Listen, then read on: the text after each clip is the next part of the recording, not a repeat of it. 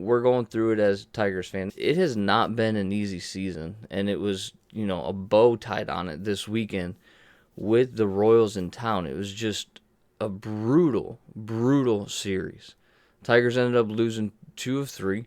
They lost game 1 3-1 after they left 10 men on base and went 0 for 12 with runners in scoring position. Brad Keller dominated. I mean, he went 7 innings, had his entire mix of pitches. I mean, when he was behind, he could drop a slider or a curveball in there, and the Tigers just could not push runs across the plate. They couldn't even really get hits to begin with. They had plenty of opportunities. Obviously, they had 12 opportunities with guys in scoring position and could not push any runs across. And it just set the tone for how brutal this weekend was going to be. And ultimately, they should have ultimately been swept had it not been for Reilly Green in Game 2, where him and Victor Reyes go back-to-back in the bottom of the ninth, down 3-2.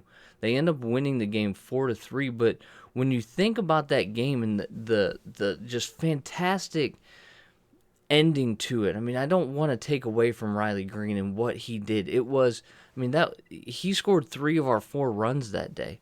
He was and has been this breath of fresh air for an offense that is just historically bad.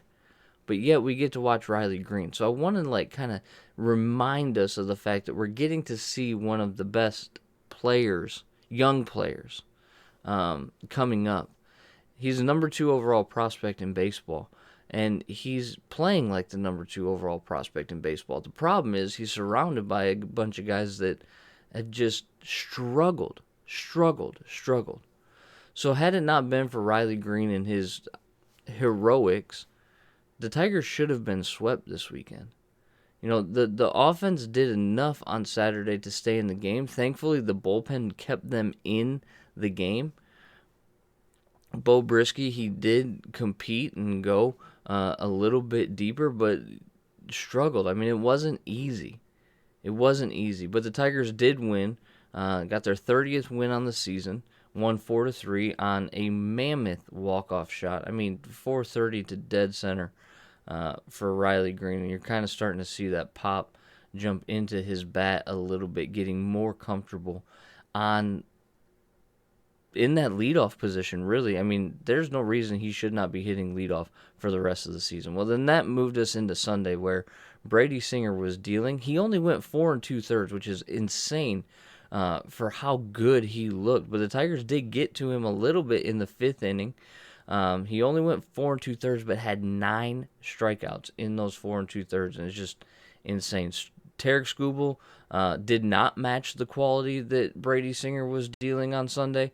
He again only went 4 2/3 innings and walked 3 batters, gave up 5 total runs because Willie Peralta came in and walked a guy with the bases loaded. The Tigers twice walked guys with bases loaded and ended up losing by 3 runs, which is just unacceptable. Entirely unacceptable. And we've talked about this a lot. Like the walks that the pitching staff has been giving up over the last, few series going back to Arizona has just been insane. On Sunday, they walked 8 batters again. Only had 4 total strikeouts. 8 batters. But again, the offense struggled. 0 for 4 with runners in scoring position. Torkelson, yes, he did hit a 2-run home run, and it is good that he got off that schneid a little bit.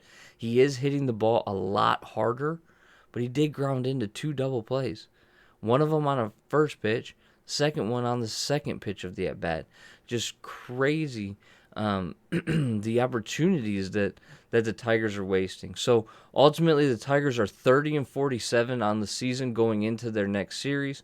They are only 1 game better than the Kansas City Royals, who have the worst record in at least the AL. So the Tigers are really vying for that infamous title. They could not hit a very susceptible pitching staff.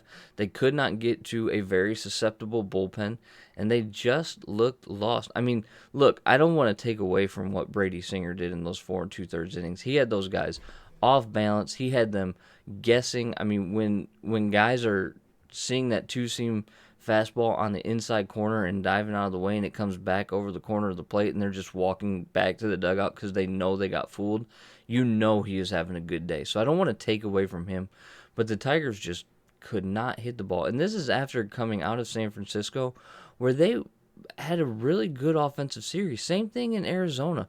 They really were putting together good at-bats and pushing a lot of runs across the plate. And here they push 8 across in 3 games. Just brutal, brutal offensive series. And I said at the beginning with the recap, with the preview of this series, the last show, I said if they do not win this series, it's an utter failure. And this is an utter failure, and it's precipitated by comments that we're going to talk about later in this show that are just completely and utterly tone deaf.